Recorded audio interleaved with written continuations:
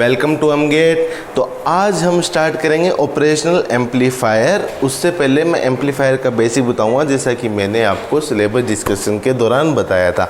But उससे पहले मैं क्या चाहता हूं कि देखो, एक जब हम प्रिपरेशन करते हैं ना, तो अंदर से ना एक इनबिल्ट मोटिवेशन रहना चाहिए ताकि जो हमारा गोल है वो हम अचीव कर पाएँ। तो उसके लिए मैं क्या किया करता था, जब मैं गेट की प्रिपरेशन कर रहा था तो मेरे को क्या है कि सुबह सुबह पापा जी एक क्योट्स या फिर एक वीडियो के रूप में मोटिवेशन डेली भेजते थे ताकि मेरे को मोटिवेटेड फील हो। ठीक है, तो मेरे भैया ने, मेरे पापा ने मेरे को एकदम पूरा मोटिवेट रखा था। तो उनमें से एक छोटी सी वीडियो क्लिप है जो वीडियो क्लिप थी जो मैं अभी आपके साथ भी शेयर करना चाहता हूँ, ताकि आप वो चीज़ को अप्लाई करें और सीखें उस चीज़ से और आगे मोटिवेट रहें अपनी प्रिपरेशन के दौरान। उसमें क्या था, उस वीडियो में था कि भैया ये था, मैंने ये लिख दिया आपको यहाँ पे, ये लिख दिया। अब आप में से कई जने इसको देखते बोलेंगे 13, कई जने देखते बोलेंगे 20, कई जने देखते बोलेंगे 8, बोलोगे ना। अब अगर मैंने इसके आसपास ये लिख दिया, अब कोई डाउट नहीं है, हर कोई इसको बी बोलेगा। अब कोई डाउट नहीं है, हर कोई इसको बी बोलेगा। तो मैं क्या कहना चाहता हूँ, आप चीज़ समझिए कि आप अगर पढ़ाई कर रहे हो ना, तो आपके आसपास का अगर क्लाइमेट पढ़ाई का होगा ना, तो आपको बहुत ज़्यादा बेनिफिट होगा। आपका उसके अंदर और ज़्यादा आप फोकस रहोगे अपने गोल के लिए। और आपके आसपास अगर आप एंटरटेनमेंट की चीज़ें या फिर आप सोशल साइट्स ये सारी चीज़ें चला रहे हो, तो आपका माइंड डाइवर्ट होता रहेगा, तो आप ढंग से प्रिपेयर नहीं कर पाओगे। तो ये चीज़ सोचने वाली है। What I want to say that if your climate is good then your preparation is surely to be good। तो मतलब आप देखिए कि आपको कैसे लोगों के साथ रहना है प्रिपरेशन के टाइम में, जो आपको पॉजिटिव एनर्जी दे। नेगेटिव लोगों से दूर रहिए जो सारे दिन नेगेटिव बातें करते हैं। आपको खुद की पढ़ाई को इम्प्रूव करना है, एक स्टेप से लेके दूसरे स्टेप पे लेके जाना है। तो धीरे धीरे ये जो ए और सी डिसाइड करेगा कि आप कहाँ चल रहे हो, आपकी डायरेक्शन क्या है। क्योंकि आपको पता है आसपास की चीज़ देखी, आपने बताया कि ये बी है, वरना आप 8 और 13 पढ़ रहे थे। तो ये मेरे कहने का मतलब था, ये मोटिवेशन देने का पीछे का ये रीज़न था कि हम जो अभी पढ़ाई करते हैं ना, तो जनरली अपने अप्स एंड डाउन्स आते रहते हैं कि यार आज तो मूड नहीं है, आज ये है, आज ये कर लेता हूँ, आज वो कर लेता हूँ। और ख़ासकर आज से ही पढ़ाई नहीं हो रही है, टेस्ट में अच्छे नंबर नहीं आए, टेस्ट सीरीज अच्छा नहीं गया, तो वहाँ पे क्या काम आता है, मोटिवेशन काम आता है कि भाई मैं जो करना चाहता हूँ, जो मेरा गोल है वो क्या है, मैं क्यों कर रहा हूँ। तो वहाँ पे ये चीज़ काम आती है। मोटिवेशंस अपने को क्या करता है कि फोकस रखता है अपने गोल के लिए, वहाँ से डिस्ट्रैक्शन नहीं होने देता है। तो ये मेरा मेन रीज़न था। तो ब्रीफली मैंने एक छोटा सा मोटिवेशन से आज का लेक्चर स्टार्ट किया। I hope you enjoyed it. तो अब हम अपना स्टार्ट करते हैं। देखो, ऑपरेशनल एम्पलीफायर। अब मैंने कहा था कि मैं एम्पलीफायर का बेसिक बताऊंगा थोड़ा सा, ताकि आपको अंदाज़ा रहे कि एम्पलीफायर क्या होते हैं, कितने टाइप्स के होते हैं। ऑपरेशंस का मतलब है कि मतलब जैसे एडिशन, सब्ट्रैक्शन, इंटीग्रेशन, डिफरेंशिएशन, ये सारे जो ऑपरेशंस होते हैं एम्पलीफायर के ऊपर, मतलब वो ऑपरेशन का मतलब हो गया। उससे पहले अपने क्या जान लेते हैं, एम्पलीफायर के बारे में जान लेते हैं। तो मैं एक बार ऑपरेशनल यहाँ से हटा रहा हूँ, एम्पलीफायर का बेसिक जान लेते हैं अपने, है ना। तो एम्पलीफायर, ये चीज़ जाननी बहुत ज़रूरी है, तो एम्पलीफायर का क्या है, एम्पलीफायर सर एम्पलीफायर है क्या, एम्पलीफायर अब स्टार्ट कर रहे हो, एम्पलीफायर का मतलब तो बताओ। तो एम्पलीफायर बेसिकली एक 2 पोर्ट नेटवर्क है। एम्पलीफायर क्या है, बेसिकली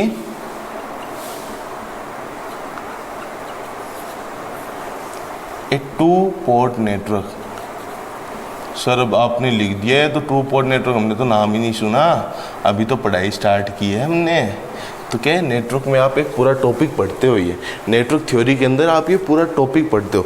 बट मैं बता देता हूँ आपको ना, मैं फिर भी आपको बताऊँ कि मैंने कहा था इसमें कोई फंडामेंटल की रिक्वायरमेंट नहीं है, ठीक है। तो अभी जैसे मैं अगर बात करूँ तो पोर्ट एम्पलीफायर है, आपको कोई चीज़ एम्पलीफाई करनी है, आपको तो इनपुट देना पड़ेगा, आउटपुट आएगा। क्योंकि इनपुट में कोई सिग्नल देंगे, उसको ही तो एम्पलीफाई कर रहे हैं, तभी तो आउटपुट आएगा। मतलब वहाँ के लिए अपने क्या चाहिए, पोर्ट। अब ये पोर्ट क्या है, एक सेट ऑफ टर्मिनल है, a pair of terminal, A set of terminals.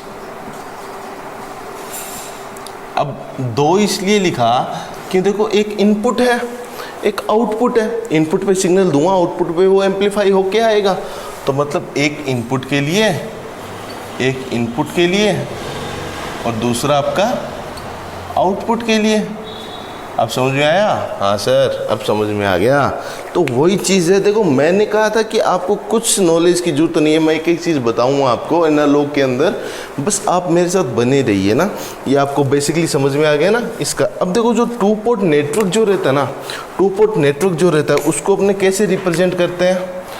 एक मान लेता हूँ ये बॉक्स है, इसके इनपुट पे एक सेट ऑफ टर्मिनल लगा हुआ है मेरा, और एक आउटपुट पे ये मेरा, ये एक पोर्ट हो गया, ये दूसरा पोर्ट हो गया। अब पहले वाले पोर्ट को मैंने 1 डैश नाम दे दिया, दूसरे वाले को 2 डैश नाम दे दिया। अब लेट से मैंने जो सिग्नल दिया, मान लो मैंने सिग्नल दिया वो वोल्टेज की रूप में था, तो एम्पलीफाई हो कभी वोल्टेज की रूप में आएगा ना। जैसे मैं वोल्टेज सिग्नल की बात कर रहा हूँ ना, वोल्टेज सिग्नल की बात कर रहा हूँ, तो इनपुट की अगर मैं बात करूँ, इनपुट पोर्ट पे वोल्टेज दिया। अब मान लो मेरे को आउटपुट भी वोल्टेज ही चाहिए, तो आउटपुट भी मेरा क्या चाहिए, वोल्टेज चाहिए। ठीक है, अब ये एम्पलीफाई करेगा तो इसका गेन मैंने मान लिया A है, ठीक है, गेन मैंने मान लिया A है।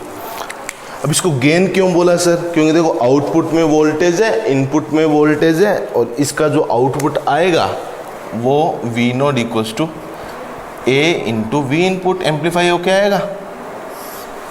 तो A क्या है, रेशियो है V0 अपॉन V इनपुट, मतलब वोल्टेज का रेशियो है जो कि कांस्टेंट वैल्यू आ रही है, इसलिए इसको गेन बोला। अगर यहाँ करंट होता, यहाँ वोल्टेज होता तो क्या था, I अपॉन V जो कंडक्टेंस होता है, यहाँ पे वोल्टेज होता है, यहाँ करंट होता है, तो V अपॉन I जो कि रेजिस्टेंस होता है, ये यूनिट से डिसाइड कर रहे हैं हम। अब ये वोल्टेज अपॉन वोल्टेज आएगा तो मतलब ये क्या है, कांस्टेंट आ रहा है, इसलिए इसको गेन बोल दिया, इसकी कोई यूनिट नहीं है ना। तो ये हो गया।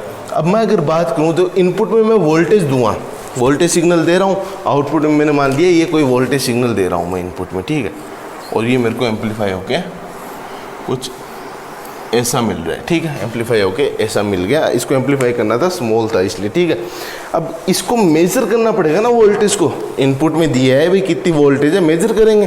तो जब भी आप लैब में थे 12th में, तो कोई चीज़ को मेजर करते थे तो आप उसके लिए क्या यूज़ करते थे। जैसे मैंने इनपुट पे क्या दिया, वोल्टेज दिया, इनपुट में मैंने वोल्टेज अप्लाई किया, ठीक है, इनपुट में मैंने वोल्टेज अप्लाई किया। अब वोल्टेज को मेजर करना है, तो लैब में आप कैसे मेजर करते थे वोल्टेज को, वोल्ट मीटर से सर, वोल्ट मीटर से। मेजरमेंट में भी पढ़ोगे आप एमीटर, वोल्ट मीटर वगैरह। अब वोल्ट मीटर से करते थे तो आपने देखा होगा वोल्ट मीटर हमेशा पैरेलल में लगता है, वोल्ट मीटर हमेशा पैरेलल में लगता है, याद रखना, और एमीटर हमेशा सीरीज में लगता है। तो वोल्ट मीटर की अगर मैं बात करूं तो आइडियली अगर बात करूं तो इसको पता है आप ऐसे लगाते हो, पैरेलल में लगाते हो, ठीक है। और प्रैक्टिकली ये मेरा आइडियल केस हो गया और ये मेरा रियल केस हो गया, प्रैक्टिकल केस, ठीक है। अब आप एक चीज़ बताओ, वोल्ट मीटर है, वोल्ट मीटर का रेजिस्टेंस होता है इनफाइनाइट, वोल्टेज सोर्स अलग है, वोल्ट मीटर अलग है। ध्यान रखना, इसमें बहुत कंफ्यूज होते हैं बच्चे कि वोल्टेज सोर्स और वोल्ट मीटर तो इसका इंटरनल रेजिस्टेंस जो रहता है ना वो इनफाइनाइट रहता है, याद रखना। ये मेजरमेंट के अंदर डेरिवेशन भी आएगा, पूरा समझ में आ जाएगा, ठीक है। शंट में, सीरीज में, ये सारी चीज़ें आएगी वहाँ पे। तो इसका जो आइडियली अगर बात करूँ तो आर क्या रहता है, इनफाइनाइट, इंटरनल रेजिस्टेंस जो रहता है इसका इनफाइनाइट रहता है। तो मतलब अगर मैं इसकी करंट की बात करूँ, यहाँ पे करंट की बात करूँ, I equals to V by R, अब मैंने कहा कि ये आर यहाँ पे इनफाइनाइट रहता है आइडियली में, तो करंट 1 अपॉन इनफाइनाइट क्या होता है आपको पता है, 0 होता है। तो करंट 0 एम्पियर। अब करंट 0 होता है मतलब ओपन सर्किट, करंट जा नहीं रहा, मतलब वहाँ पे सर्किट ओपन हो गया, तो मतलब ये आइडियली ओपन सर्किट की तरह काम कर रहा है, ओपन सर्किट की तरह काम कर रहा है, ठीक है। और प्रैक्टिकली केस में इसका इंटरनल रेजिस्टेंस रहता है आर वी, ठीक है। प्रैक्टिकली में इंटरनल रेजिस्टेंस इसका आर वी रहता है। अब मैं अगर यहाँ पे बात करूँ, ये पैरेलल में लगता है, इनपुट पोर्ट की मैं बात कर रहा हूँ, तो यहाँ पे बताइए क्या आएगा, आर वी, रियल केस की बात कर रहा हूँ, आर वी, ठीक है। इसके क्रॉस जो वोल्टेज आएगी वो इनपुट वोल्टेज आएगी, वी इनपुट, ठीक है। ये समझ में आ गया ना, पैरेलली लगाया देखो, तो ये हो गया। अब ये जो मिल रहा है अपने को एम्पलीफाई होके वी नोड ए वी इन, अब ये चीज़ मैं आपको समझाता हूँ। देखो जो अब जैसे मेरे को मेरी कोई इन्फॉर्मेशन नहीं पता है, मैं कुछ कर रहा हूँ, मैं कोई काम कर रहा हूँ, वो बराबर है राम और श्याम के काम के, ठीक है, राम और श्याम के काम के। अब मतलब मेरा जो काम है वो कैसे पता चल रहा है, राम और श्याम के काम के थ्रू। मतलब मैं डिपेंडेंट हो गया राम और श्याम। अगर राम और श्याम काम नहीं कर रहे तो मैं भी काम नहीं कर रहा, राम और श्याम जितना काम कर रहे हैं मैं उतना काम कर रहा हूँ। मतलब जो ये वी नोड है वो किस पे डिपेंडेंट है, वी इनपुट पे। तो ये वोल्टेज सोर्स है, डिपेंडेंट अपॉन वोल्टेज सोर्स। मतलब ये क्या है, voltage dependent voltage source, voltage dependent voltage source. Circuit में आप लोग पढ़ोगे, और मैंने कहा आपको ज़रूरत नहीं है तो मैं बताऊँगा आपको, तो मैं बता देता हूँ। देखो जो डिपेंडेंट सोर्स होते हैं ना, डिपेंडेंट, उनको हम डायमंड सिंगल से रिप्रेजेंट करते हैं। किससे? डायमंड सिंगल से रिप्रेजेंट करते हैं। बाकी इंटरनल रेजिस्टेंस जैसे वोल्टेज सोर्स का होता है वैसे ही इसका होता है, ठीक है, डायमंड सिंबल से रिप्रेजेंट। और जो इंडिपेंडेंट सोर्स होते हैं ना, इंडिपेंडेंट, जैसे ये वी इनपुट है, इंडिपेंडेंट सोर्स, उसको हम ऐसे रिप्रेजेंट करते हैं। तो ये आप याद रखना, ठीक है। तो अब मैं अगर बात करूं तो ये मेरा आया है यहाँ पे, ये मेरा यहाँ पे आया है, तो ये क्या है मेरा V node A V input, मतलब वोल्टेज डिपेंडेंट वोल्टेज सोर्स है। मतलब यहाँ पे क्या आएगा, वोल्टेज डिपेंडेंट वोल्टेज सोर्स मेरा, ये लगा दिया मैंने यहाँ पे प्लस माइनस, और इसकी वैल्यू लिख दी ए वी इनपुट। अब आपको पता है ये तो आइडियली केस में हो गया, बट रियल में वोल्टेज सोर्स का भी एक इंटरनल रेजिस्टेंस होगा, और वोल्टेज सोर्स के अंदर जो इंटरनल रेजिस्टेंस लगा रहता है ना, वो सीरीज के अंदर होता है। कहाँ होता है, सीरीज में, और करंट में पैरेलल में होता है। तो ये चीज़ आप याद रखना, बाकी आपके आगे बताया जाएगा मेजरमेंट के अंदर, बाकी आपको मेजरमेंट के अंदर बताया जाएगा। तो मैंने क्या होता है कि वोल्टेज सोर्स होता है, उसका इंटरनल रेजिस्टेंस सीरीज में लगा रहता है। तो सीरीज में लगा रहेगा, तो जैसे मैंने ये मान लिया कि ऐसे हो गया, ठीक है, ये सीरीज में इसके लग रखा है, ठीक है। वोल्टेज सोर्स का, करंट सोर्स का पैरेलल में लगा रहता है, तो ये RS हो गया। समझ में आ गई चीज़, आपको समझ में आ गई ना चीज़। तो वोल्टेज सोर्स का इंटरनल रेजिस्टेंस सीरीज में लगा रहता है। अब आप एक चीज़ बताइए यहाँ पे, आप एक चीज़ बताइए यहाँ पे मेरे को, ये हाथ लग गया मेरा ना, आउटपुट के अंदर बता दिया मैंने, आउटपुट में भी वोल्टेज है। तो input voltage, output voltage, input voltage, output voltage, तो इस एम्पलीफायर का नाम क्या हो गया, वोल्टेज एम्पलीफायर। क्या नाम हो गया, वोल्टेज एम्पलीफायर। मजे आए ना, वोल्टेज एम्पलीफायर।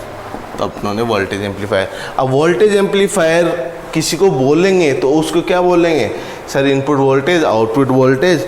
और देखो एक चीज़ आपने नोट की हो तो, यहाँ से अगर मैं देखूँगा, कोई यहाँ से इनपुट से देख रहा है, आर इनपुट, तो इक्विवेलेंट रेजिस्टेंस कितना दिखेगा आपको, आर वी दिख रहा है ना, यहाँ से देख रहे हो तो आर वी दिख रहा है। ऐसी अगर मैं यहाँ से देखूँगा, मेरा अगर ये आइडियली बात करूँ तो ये तो शॉर्ट सर्किट हो गया, आइडियल शॉर्ट सर्किट हो गया ना। वोल्टेज सोर्स से करंट सोर्स होता तो ओपन सर्किट हो जाता, ठीक है। तो यहाँ से मेरे को कौन सा दिखेगा, अगर ये शॉर्ट हो गया तो क्या दिखेगा, RS दिखेगा। तो R आउटपुट, R इक्विवेलेंट कितना दिखेगा, RS। मतलब इनपुट रेजिस्टेंस क्या होता है, equivalent resistance seen from input port, equivalent resistance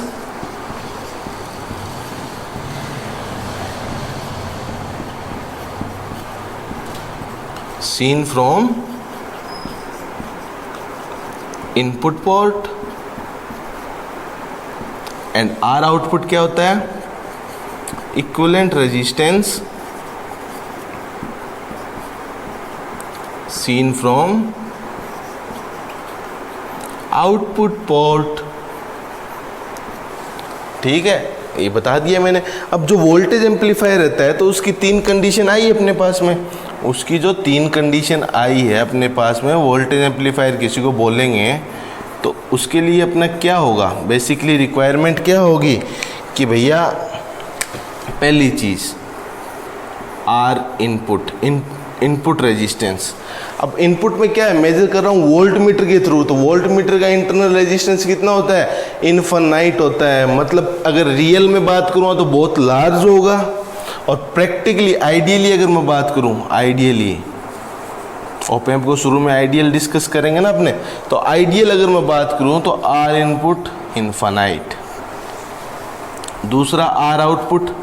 अब वोल्टेज सोर्स है, वोल्टेज सोर्स है आपका, वोल्टेज सोर्स है। अब ये मेरे को शॉर्ट सर्किट करना है ना। अगर ये मैंने इन्फिनाइट कर दिया तो यहाँ से करंट जाएगा नहीं, ओपन सर्किट हो जाएगा, ओपन सर्किट हो जाएगा, करंट जाएगा नहीं। अभी सीरीज में लगा है तो मतलब इसकी वैल्यू क्या होनी चाहिए, आइडियली 0। आरएस की वैल्यू कितनी होनी चाहिए, तभी तो यहाँ से शॉर्ट सर्किट होगा। रेजिस्टेंस 0 मतलब करंट पूरा जाएगा, रेजिस्टेंस 0 होगा तो मतलब करंट पूरा जाएगा, क्योंकि V equals to I R. Resistance 0, voltage 0, ये शॉर्ट सर्किट हो गया। शॉर्ट सर्किट हो गया तो मतलब करंट को कोई रोकने वाला ही नहीं है, रेजिस्टेंस ही नहीं है। हिंदी में क्या बोलते हो, प्रतिरोध। ठीक है, तो ये चीज़ होगी। तो आर आउटपुट की वैल्यू क्या होगी, आर आउटपुट आपका 0 ओम। ठीक है, और तीसरी मेन चीज़ क्या है आपका, गेन। गेन रियल में वेरी लार्ज होगा, बट आइडियली अगर बात कर रहा हूं तो ये इनफाइनाइट होना चाहिए। रियल में ये वेरी लार्ज, वेरी लार्ज, ये भी रियल में वेरी लार्ज, रियल में ये वेरी स्मॉल। ठीक है, तो ये मैंने एक वोल्टेज एम्पलीफायर का आपको बता दिया। आई होप आप लोगों को ये समझ में आया होगा। इस वीडियो के अंदर मैंने आपको वोल्टेज एम्पलीफायर का बताया। अब आगे वाले जो 3 हैं, करंट का, करंट आएगा, फिर आई वी मान लेंगे, जी आई मान लेंगे, वो आप देखना, वो आप खुद अपने आप बताओगे इन तरीक़ों से। ये एक ही तरीके से अपने चारों एम्पलीफायर के बारे में जान लेंगे ना, कौन कौन से voltage amplifier, current amplifier, transconductance amplifier, transresistance amplifier. तो ये एक वीडियो के अंदर मैंने आपको आज वोल्टेज एम्पलीफायर के बारे में बता दिया। आगे वाले वीडियो में अपने वो डिस्कस कर लेंगे आगे के amplifier. Thank you, have a good day.